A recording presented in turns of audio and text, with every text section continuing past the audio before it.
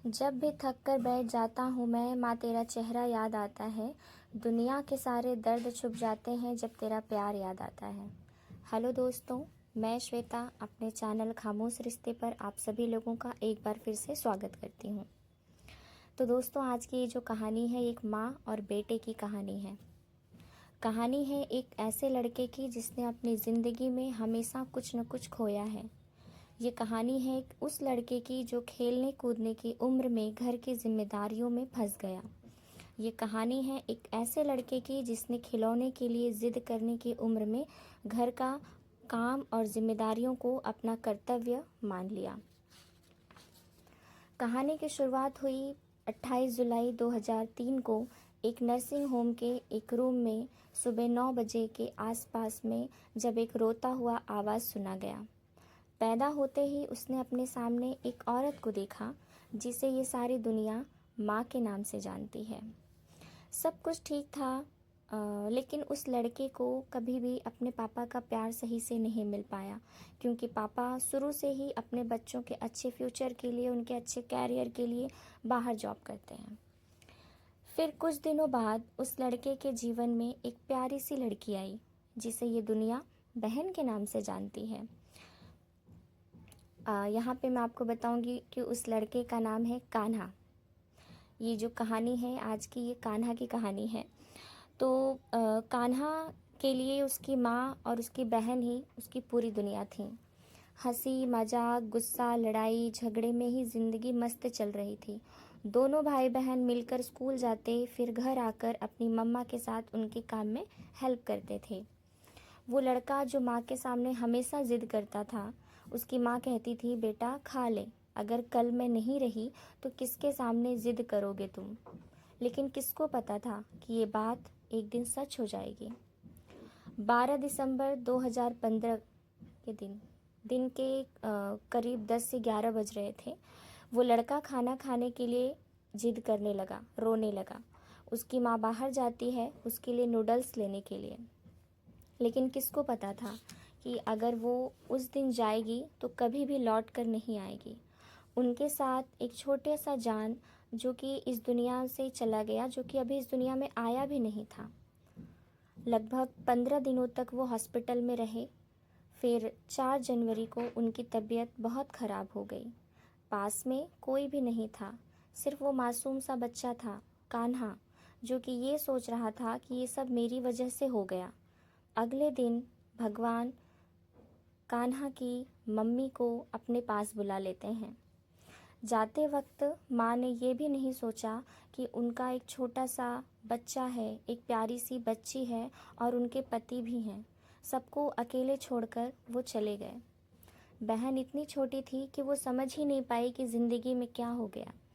उनके पति अंदर ही अंदर टूट चुके थे और वो मासूम सा बच्चा कान्हा ये सोचता रहा कि ये सब कुछ उसकी वजह से हो गया।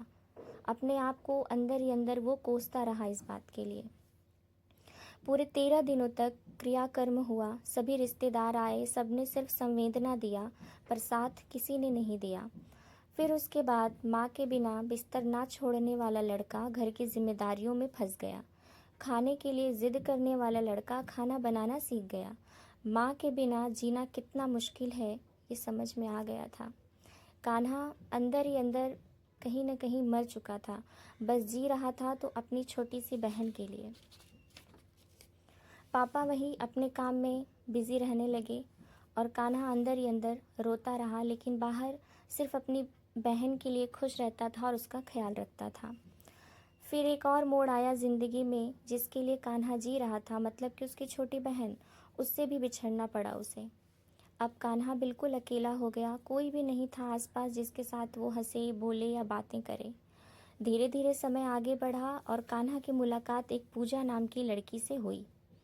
कान्हा को उससे प्यार हो गया, लेकिन पूजा ने कान्हा को अंदर से तोड़ के रख दिया। पहले से ही जिंदगी में सब कुछ बिखरा होने के बाद ये एक और दर्द कान्हा झेल नहीं पाया और गलत रास्ते पे चला गया। सिगरेट, दारू, सारी गलत आदतों का शिकार हो गया वो। पापा अपने काम में इतने बिजी रहे कि उन्होंने कभी अपने बच्चे की तरफ ध्यान ही नहीं दिया। फिर जिंदगी ने करवट ली और माँ के आशीर्वाद के नाम पे एक ऐसी लड़की आई जो कान्हा की पूरी ज़िंदगी बदल दी। कान्हा कान्हा की बुरी आदतों को छुड़ाया, उसको फिर से जीना सिखाया, ज़िंदगी होता कैसा है ये बताया, और ये भी सिखाया कि ज़िंदगी में कुछ भी हमेशा के लिए नहीं होता है। जो चला गया वो कभी लौट कर नहीं आता है, इसलिए दुख करने से कुछ भी नहीं होगा, बल्कि हमें पास्ट भुलाकर आज में जीना सीखना चाहिए। उस प्यारी सी लड़की ने कान्हा को जीना सिखा दिया, खुश रहना सिखा दिया। दोनों ही एक दूसरे के साथ खुश थे। फिर धीरे धीरे दोनों के घर वाले मान गए उनके रिश्ते के लिए। एक दिन की बात है, एक दिन कान्हा लाइव स्ट्रीम देख रहा था यूट्यूब पे। लाइव देखते देखते वो एक श्वेता व्लॉग के चैनल पे जाता है। उनकी आवाज़ उसको अपनी माँ के जैसी लगी, और इसी वजह से कान्हा रोज़ श्वेता दी के चैनल पे जाने लगा। श्वेता भी कान्हा की ज़िंदगी का अकेलापन समझ चुकी थी। श्वेता प्यार से उसे अपना छोटा भाई कान्हू बुलाती है। 31 दिसंबर 2025 को कान्हा की सगाई उस प्यारी सी लड़की के साथ हो गया। उस प्यारी सी लड़की का नाम है स्मृति।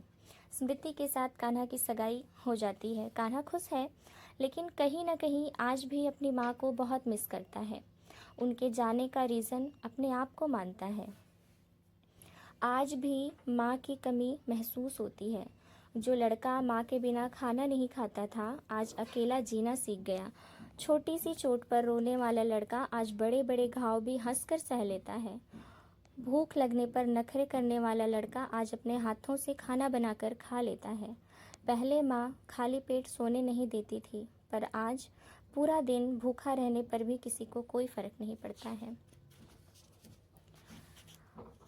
उसने अपने माँ के सारे सपने पूरे किए।